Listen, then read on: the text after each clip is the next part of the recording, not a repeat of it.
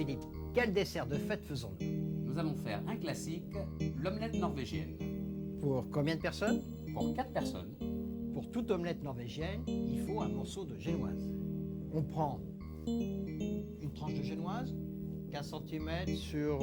10 cm, 10 la centimètres. grandeur du pain de glace. et on en fait 2 tranches. Si on n'a pas de génoise, on peut remplacer par autre chose. Des biscuits à la cuillère que l'on imbibera directement sur le plat. C'est-à-dire, on met des biscuits l'un côté de l'autre pour avoir la même chose. Je prends donc ma liqueur de mandarine, 6 centilitres. 3 pour chaque... Faisons un verre, Un un bon verre. On imbibe avec un pinceau. C'est ce qui va nous parfumer l'intérieur de l'omelette. Sur le plat de service, on dépose une partie de la génoise qui est imbibée. Je vais déposer sur ma génoise mon demi-litre de glace. Un demi-litre de glace vanille. Nous recouvrons la glace avec l'autre partie de la génoise et on l'entrepose au congélateur. En attendant que l'on monte les blancs. On met 8 blancs d'œufs dans le bol du batteur Une pincée de sel fin, pour empêcher les œufs de grainer. mais aussi pour casser le sucré.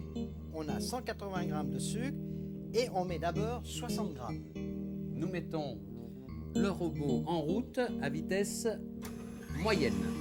Et nous allons, et au fur et à mesure que les blancs vont monter, rajouter le sucre par petites quantités. Mes blancs, Il commence à faire ferme. je rajoute une cuillère de sucre et une deuxième cuillère de sucre.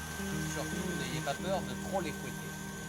Nos blancs d'œufs sont maintenant fermes et je vais ajouter donc la totalité du sucre restant C'est-à-dire 180 g au total. plus mon sachet de sucre vanillé.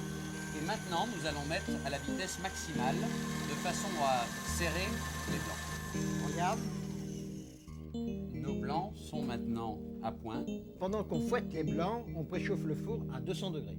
à 200 degrés. Et maintenant, on va enrober la génoise et la glace vanille du blanc meringué. Donc on répartit un peu de blanc partout. On commence par masquer tout le tour. Tout le tour.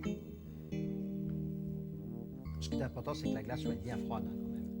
Donc je répartis uniformément mes blancs d'œufs en donnant à mon omelette une forme ovale. La génoise et la glace est masquée de blanc meringué. Et maintenant, on décore. J'ai donc mis le reste du meringuage dans ma poche et je vais terminer la décoration de l'omelette. On fait tout le tour comme ceci. Voilà, C'est fini. c'est fini On la glisse dans le four. et nous la laissons 5 minutes dans le four à 200 degrés.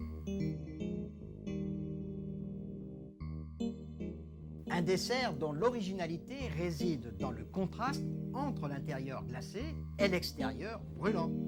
Et bien sûr, vous pouvez la flamber. Au revoir.